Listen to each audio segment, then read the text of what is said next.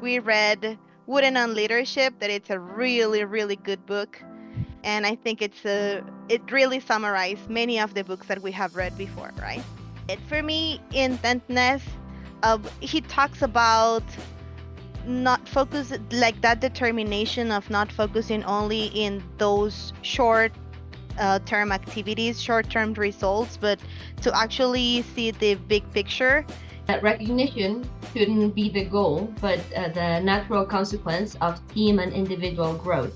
So we're not just working because we are working, but we are working because we want to be productive and we want to help the team be productive as well. The first one was initiative. Our action items is having that open door policy, right? Open communication, transparency. Communication is key, right? Set the right expectations and tell people it's okay to fail, to raise their self-esteem and, put on the hat of being a teacher is what I believe Josh said, which I thought it was great. And then we have for alertness or actionable steps is you have to be present, right?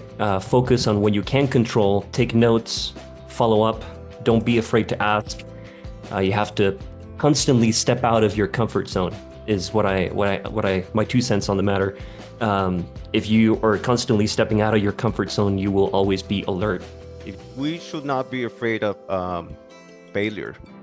And what Wooden says is that success and winning are not the same.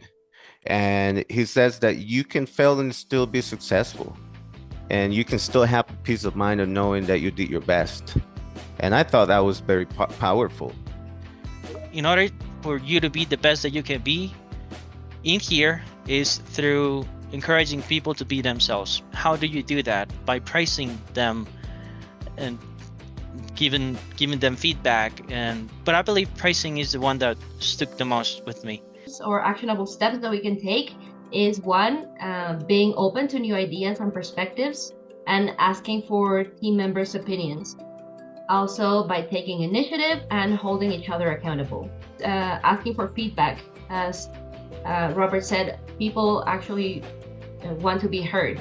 So when we ask them for their feedback, it's like we are telling them that we care about what they think. What else do we have? We have poise, which is basically being yourself. We have people who are who they are, but it's also very important to know that you have to be the best that you can be. One of the person they mentioned was Bo with her aggressiveness. That's what they say. I don't know about her, but that's what. It's true, man. There's a reason why you have to be climbing the ladder, right? Because when we talk about poise, and I love how Alexis mentions, like, be true to yourself. But first you have to work on the other principles, right? So when you are true to yourself and you are not unbalanced, for me it means, hey, I need to understand that I have worked so hard to get here, and every single step will be worth it, even though things are not coming along right away. If the day was not going good, make the most that we can as a team to make it good by the end. And the example Camila gave was that if there is an account that we can't really process or work with, we do what's in the best interest of the client and not enroll that account. Just enroll what we can really help them with. Then when we talk about competitive greatness, my favorite part is when he talks about being in love with the battle. It's not about the results. It's about the battle. Basically, that's the bottom line. Competitive greatness is who shows up. But for that, you have to be ready. How do you implement that? Well, that's the easiest one and also the complex one for me, because easiest to explain. The hardest one to implement because that's the sum of everything. It's the most difficult one because you have to implement everything. That's why it's on the top, because it's the accumulation of the little things. Right. The score doesn't matter. Do the little things, be your best. The rest takes care of itself.